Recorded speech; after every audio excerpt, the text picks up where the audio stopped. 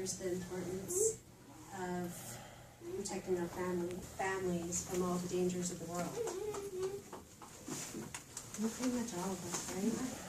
So this evening, I'm going to ask you to be investigators in your own home.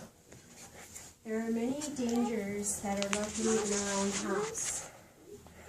Those dangers are chemicals that can cause potential health hazards, human overdose, and environmental pollutants.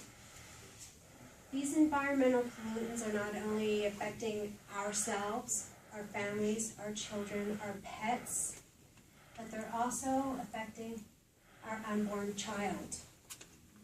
CNN has declared through a study that 232 chemicals have been found in the cord blood of an unborn child. That seems a bit insane to me. So as you can see, it is really important for us to gather through our homes and look and see what things that could be potentially harmful. These toxic dangers can be found from our garages, to our kitchens, to our bathrooms, to our laundry rooms. They can consist of bleaches, our laundry detergent, our fabric softeners, our air diffusers, fresheners, bathroom cleaners, our cosmetics, and even our toothpaste can be toxic to us. So there are several ways in which we are able to go ahead and safeguard ourselves, and I'd like you to take a minute to think about some of the things that we'll be discussing tonight to help protect you.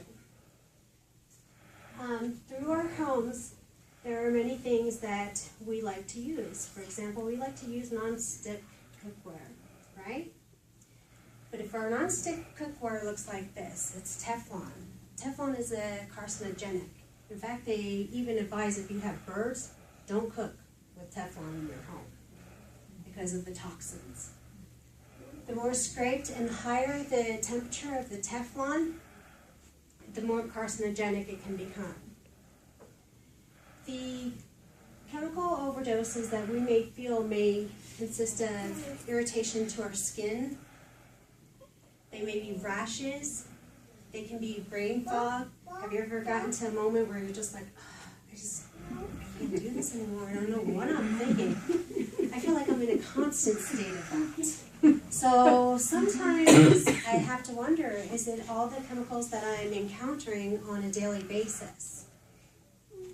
CNN states that the average American comes into contact with over 700,000 chemicals a day. Out of these 700,000 chemicals, and this doesn't even include the genetically modified organisms that we're consuming in our regular American diets.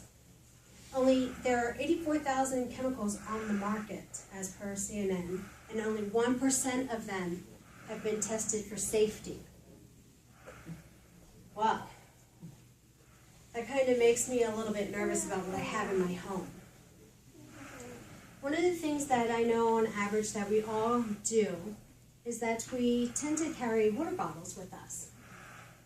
Water bottles, if you're just pulling them out of the case from what you purchased in the store, can be quite dangerous.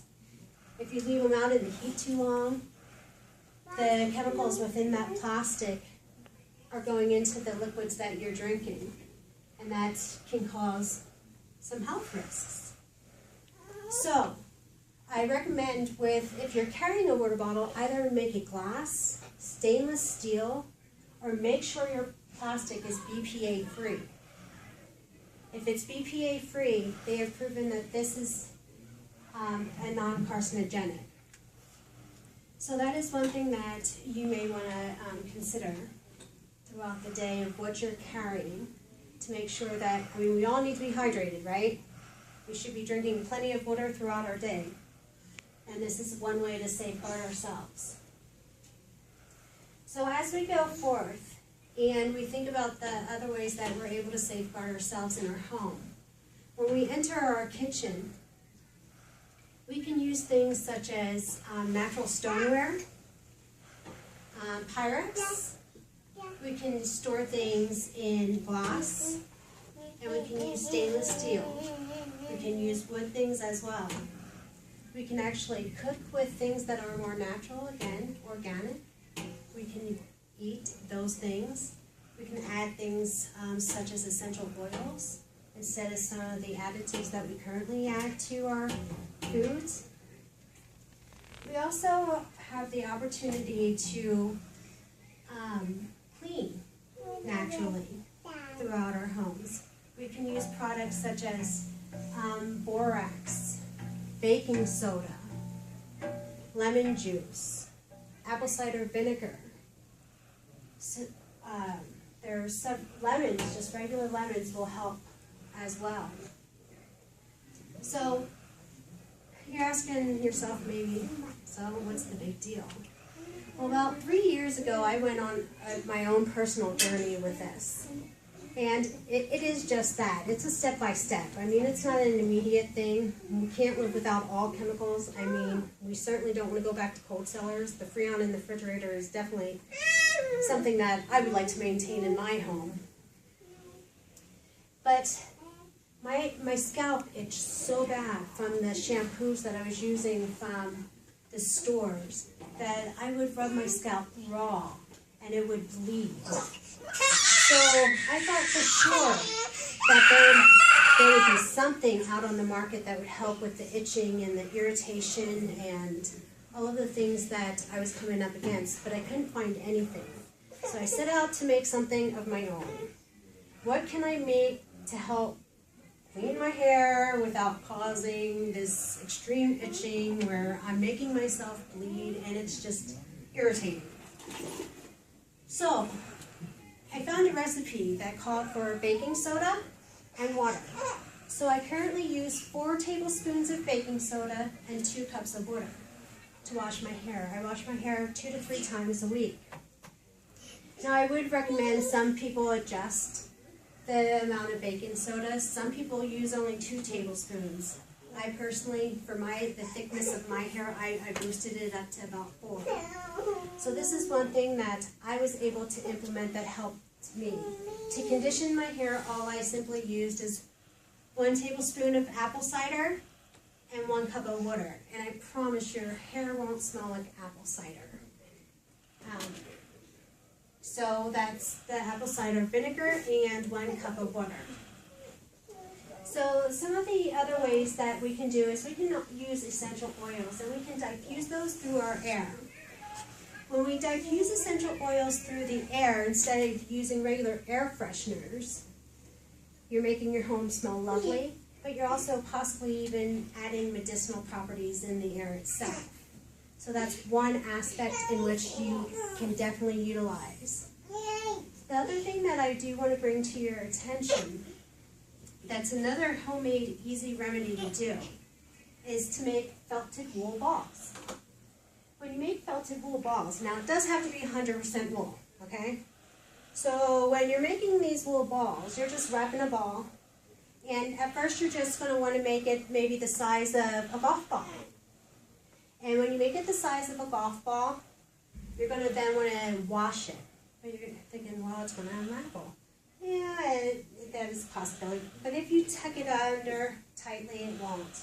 But you'll then also want to put the ball inside of a sock to make it felted. Once it's felted, what you'll do is you'll run it through the washer in the hottest water setting. And in the hottest water setting, it's going to allow it to decompress and come together so it won't unravel. I recommend making it the size of, I don't know, tennis ball, baseball, the size of your hand. And I would use 3 or 4 of these in your dryer as a softener. And you can put your favorite essential oil on them. You can put about 5 drops of essential oil, your favorite, whether that's lavender, citrus, whatever your favorite essential oil is, you have the capacity to use that. If you use 3 or 4 of these, then in your dryer, not only are you making your clothes smell good, but you're also removing the static of your clothing, And it's a renewable resource for you as well, because you can continue using it over and over and over again.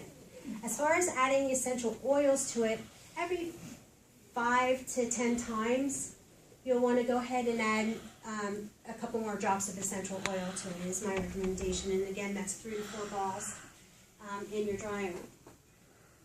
So I know through one of the main things that we can do to implement our homes being chemical free is from the first step we walk into our house, just simply taking off our shoes, because that will eliminate the chemical footprints that we make through our home.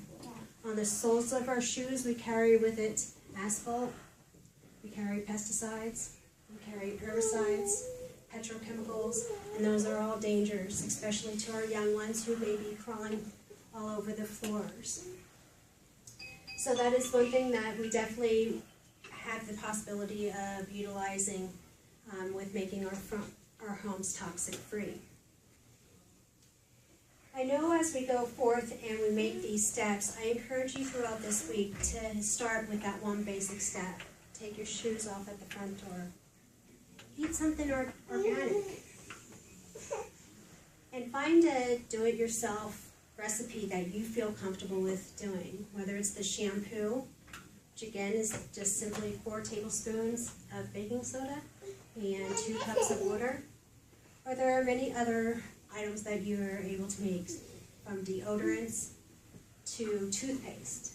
So go home and try your own homemade recipe and eliminate a little bit more chemicals from your home, providing health and wellness for your families. Thank you so much for coming, and please grab an organic apple on your way out and enjoy